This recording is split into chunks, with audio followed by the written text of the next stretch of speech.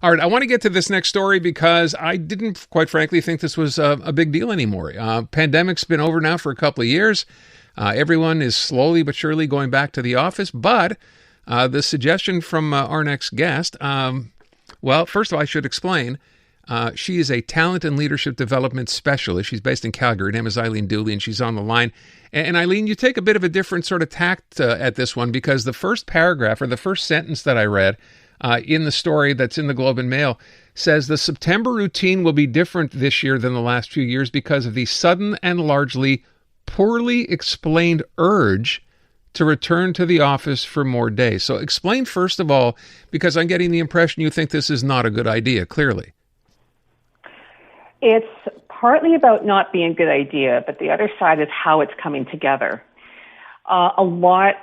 We're seeing a lot of situations where the decision is just made. It's either made by one person at the senior leadership level, and the rationale behind it is not authentic. So when employers are saying that it's promoting teamwork, it's promoting bonding, it's promoting being able to work better with your leader, that's all fine, except they're not going into any more detail or citing any sources behind that, when ideally or realistically what it's about is someone just wants them back in the office full time. And so this is the trend that we're seeing right now, and I heard about this numerous times over the summer, whereas companies had, say, a flexible work policy, or you're in the office 2 or 3 days a week, and then you get to work from home for 2 or 3 days of the week. Now it's returning to the office 4 to 5 days a week on even if it's 4 days in September, and then say 5 days in January. And it's not an authentic answer to employees. They want to know, if you just want us in the office, have us in the office and tell us that. But don't say because it's to promote more productivity or promote more bonding with your leaders or your team or bonding with your colleagues. Say it's because you want them back in the office. Okay, I'm trying to understand this because it would seem to, unless I'm completely wrong here, and when you said at the beginning about studies, are there not studies that show that exactly is the case, or are there studies showing it's not the case? That having everybody back and working with everybody else is, in fact, more beneficial? The studies are showing that when you have a flexible work policy, and I'm not talking about working exclusively from home, I'm talking about a flexible work policy, mandating employees to come back into the office 4 or 5 days a week is hardly flexible.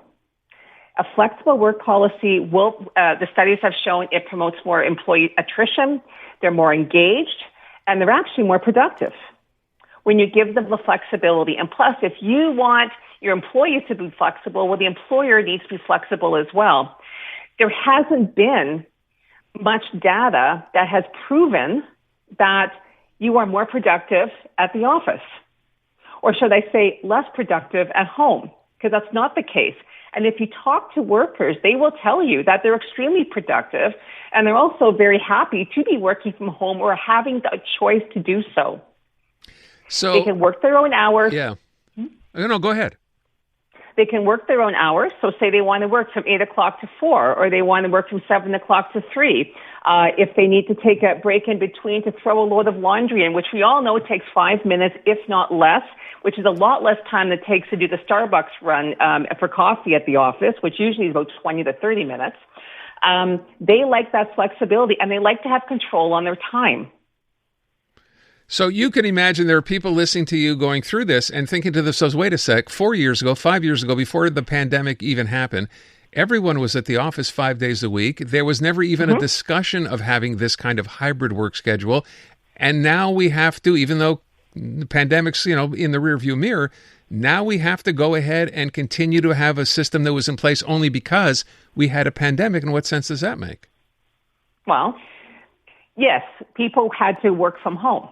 If they had a job where they could work from home, they did work from home. Well, what can we learn from that? Because what you're asking is, let's just go back to the way things were in 2019. Yeah.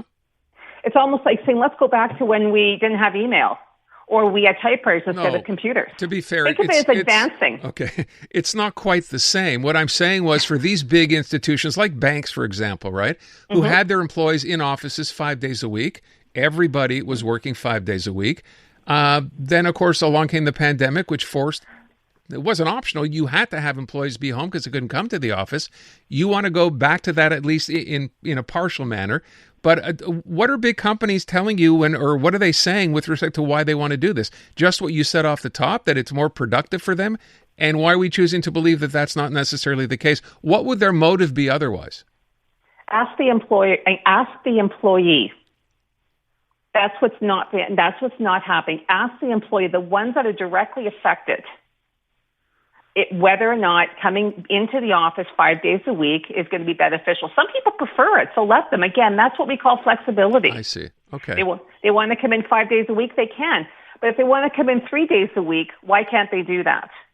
Are they not? And I'll also be very clear, when I hear about how employees have become, and I get this from some of the comments on my story, well, employees have become lazy. Nobody became lazy during the pandemic.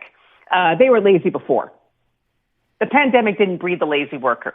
They were lazy before. They just got away with it. Yeah, well, that's just it. They did get away with it because they're at home. They could get away with it because we couldn't see what they weren't doing while they were at the office, right? Right. Well, before the pandemic, they were lazy too. And so they're just being able to hide a lot easier at the office than they would be at home. So you're kind of just bringing them back to what they were before. It's not about the lazy worker. It is about decisions that are being made at the highest level of organizations without input from employees, input from human resources, human resources being asked to just implement it.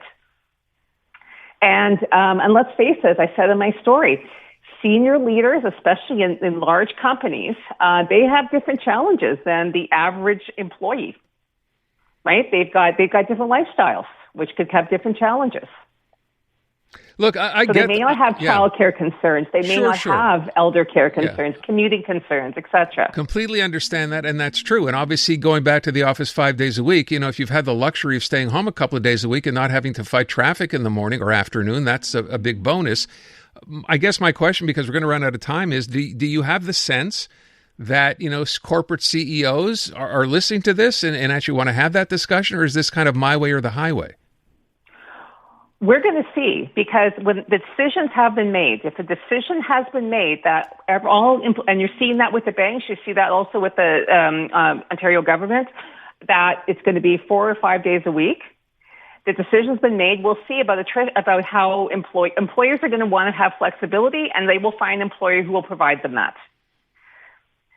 So we will see that as we go forward, whether or not employees are going to go for this. Okay. And they may. Some people do like working 5 days a week from the office, but a lot of it depends. It's not about productivity. It's about personal preference.